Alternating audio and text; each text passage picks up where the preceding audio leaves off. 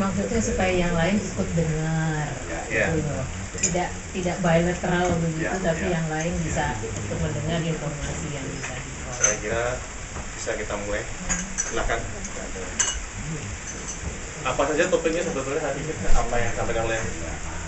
Iya, bisa dimulai. Kalau saya Lambang, saya baru ngomong tentang ada masalah besar di Denmark karena banyak keluarga Indonesia yang masih WNI, anaknya nggak bisa bahasa Indonesia, nggak tahu tentang budaya Indonesia, nggak tahu tentang gimana hidup di Indonesia.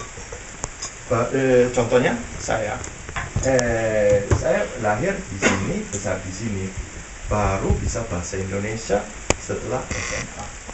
Karena saya dikirim sama papa liburan 1 bulan ke Indonesia, ketemu keluarga, baru bisa bahasa Indonesia. Iya. Bagaimana kita bisa kerja tentang masalah ini? Karena saya punya banyak teman di Jerman, orang Indonesia. Banyak orang Indonesia yang lahir di Jerman juga nggak bisa bahasa Indonesia. Ilmunya besar banget. Pendidikannya dibayar sama pemerintah Jerman. Atau contoh saya, ilmu saya dibayarin sama pemerintah Denmark. Bagaimana kalau kita bikin program yang bisa kirim orang Indonesia yang lahir di luar negeri, bisa kirim ke Indonesia, kerja sama-sama dengan universitas. Karena Universitas Copenhagen universitas yang bagus banget. Banyak program yang kalau saya harus dikirim ke Indonesia nggak diakui. Kalau diterima di Indonesia, kalah 1 semester atau gimana kalau kita bisa kerja sama-sama untuk lebih gampang untuk orang kayak saya, orang kayak Sarah, Adam yang pengen tahu lebih banyak tentang Indonesia, lebih gampang bisa ke Indonesia, ambil 1 semester, mungkin sekolah bahasa juga di Indonesia, di mana kita bisa sponsor itu untuk nanti kalau kita selesai, ilmunya sudah tinggi, ilmunya dari luar negeri, tapi kita pikir kita mau pulang ke Indonesia, kerja di situ. Itu ide saya, ya gimana kita bisa bikin program kayak gitu. Ya, saya bisa. Beliau nih yang ada urusan dengan universitas. Saya rasa bagus poin yang baru disampaikan dari ya.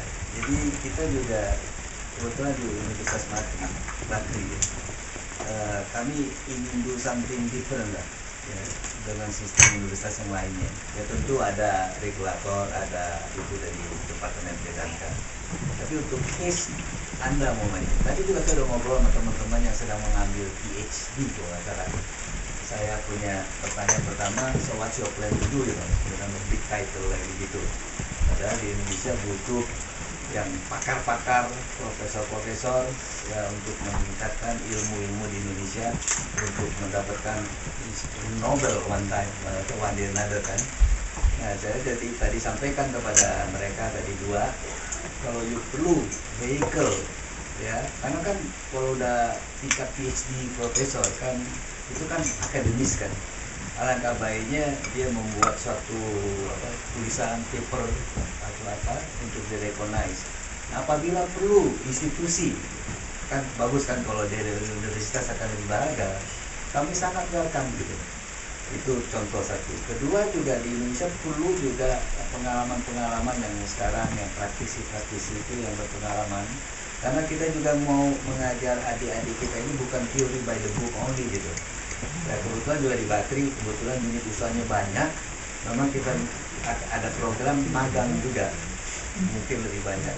Dan juga kita mengundang profesional-profesional, kasih wejangan kepada student-student supaya mereka punya wawasan yang sangat luas. Tadi begitu Anda bicara, saya pikir loh, Anda ke Indonesia tuh nggak usah sekolah, nggak usah apa. Why don't you come to Muhammad Universitas kita hire for 6 months untuk ngajar. Ya, kan S1 undergraduate. Ya, banyak yang common sense saja kan, soal manajemen, ya, finance, accounting dan sebagainya, atau production atau apa. Nah, di situ kan you can benefit tuh apa? Dua kan. Pertama, meningkatkan ilmu bahasa Indonesia, ilmu culture Indonesia, ilmu komunikasi antara Indonesia, plus menyumbangkan ilmu yang dipunya kepada ya saudara-saudara kita. I think itu disebut apa ya, sistem, dan daripada ada satu sekolah atau ada satu seminar untuk ya saudara-saudara kita yang lama di luar negeri, malah itu lebih baik gitu, jadi live langsung. Jadi itu yang saya bisa usul, we can talk about that. Jadi kepada teman-teman yang ingin menguatkan gitu ya, rasa Indonesia, baik bahasa, culture, komunikasi, you can do it through by giving a lecture gitu in university yang mungkin case kita baru undergraduate, so it's a very simple student gitu. I think itu yang saya bisa propose ini. Mungkin ada Jadi belajar dan mengajar sekaligus. Iya. Bisa. Tapi yang masalahnya itu sangat susah kalau saya ingin ke Indonesia. Kalau saya punya sudah kuliah kedokteran berapa tahun, kadang-kadang susah kalau bisa masuk ke Universitas Bakri, ya lebih gampang, tapi kadang-kadang ada terbatas tentang kalau saya ingin ke Indonesia, ingin ke bidang kesehatan, ya. Kalau Bakri bisa jadi kayak sponsor tentang kita talking about branding itu yang paling bagus. Nggak usah saya harus masuk perusahaan Bakri, nggak usah. Yang penting itu Bakri bisa branding perusahaannya, untuk kalau saya dapat sponsor dari Bakri, aku tahu Bakri itu apa. Nanti kalau saya selesai kuliah di Denmark, saya masih pikir Bakri. Kalau saya mau bikin buka perusahaan, nggak pasti aku masuk Bakri, tapi aku bisa kerja sama-sama dengan Bakri. Itu yang paling bagus. Kita harus pikir branding, bagaimana kita bisa bikin network untuk bisa nggak pasti, karena kadang-kadang susah masuk Bakri, susah banget karena ada berbatas, limitnya bisa terima beberapa orang. Tapi brandingnya lebih penting, karena kalau brandingnya bagus, aku keluar ngomong sama teman-teman saya, oh ya, dulu saya dapat sponsorship dari Bakri, mereka bikin ini, sudah mulai networking, sudah mulai distributing namanya. Itu yang bagus menurut saya. Jadi ini, saya kira ini pertanyaan yang sangat bagus. Saya ngerti bagaimana saudara yang ada di sini yang ingin belajar bahasa Indonesia dengan baik harus datang ke Indonesia, tinggal di Indonesia untuk 1 semester ya. 1 semester itu berapa bulan? 6 bulan? 6 bulan. 6 bulan. Dan belajar bahasa di sana. Jadi ada satu memang masalah menyangkut biaya. Betul ya? Benar. Kita harus langsung aja nih ke yang kedua, harus ada tempat di mana nih mau sekolah. Siapa gurunya? Dan yang ketiga, ya bagaimana bisa balik lagi ke sini sehingga ada hubungan batin sama Bakri. Kan gitu ya? Benar. Menurut saya ini memang domainnya ada di pendidikan. Nah, sekarang mungkin kita belum bisa jawab tegas. Karena kita datang memang maksudnya begini nih. Apa ya yang kita bisa barangkali juga sumbangkan kepada adik-adik mahasiswa atau yang profesional yang ada di sini yang berkaitan dengan bagaimana kita yang punya ilmu dan segala macam di sini bisa bantu Indonesia nanti. Ini nggak bicara soal Bakri saja ya, dan bagaimana Bakri bisa memfasilitasi, gitu kan?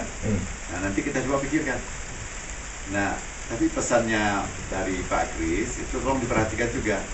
kalian lama di luar negeri, ada di tempat yang sangat berbeda dengan Indonesia, pasti ada hal-hal yang kalian bisa sumbangkan juga. Jadi kalau di kami itu prosesnya belajar mengajar. Sambil belajar bahasa Indonesia, barangkali ada yang bisa diajarkan juga gitu. Iya. Nah kalau itu bisa dilakukan, mungkin jalan keluarnya mungkin nggak akan terlalu sulit ya, terlalu sulit. Tapi makanya ini saya senang didengar ini. Gimana nih? Nah gini, mau nggak mau kita harus ngakui di Indonesia kadang-kadang kita sering ada keterbatasan dana. Nah, kami mengharapkan universitas di sini ada merasa keperluan terhadap pengetahuan mengenai Indonesia. Karena mereka juga ngaku, mereka sedikit sekali tahu mengenai Indonesia. Mereka punya kapital, kami bicara sama 3 nih, khusus di keuangan.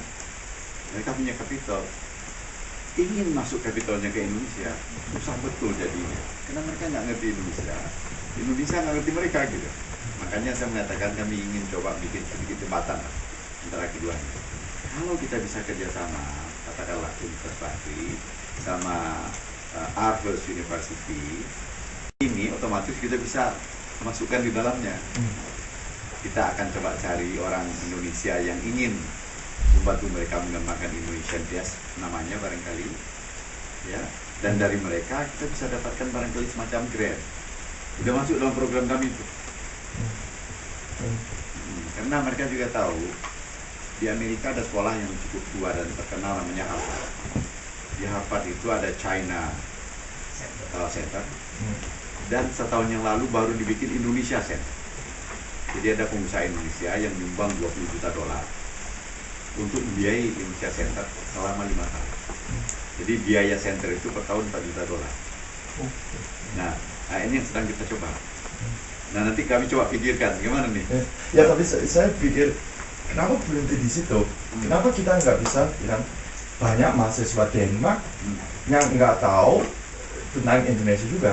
Iya, Satu contoh, sahabat saya, Stephanie Siaan, orang Batak, yang kuliah musik, main piano.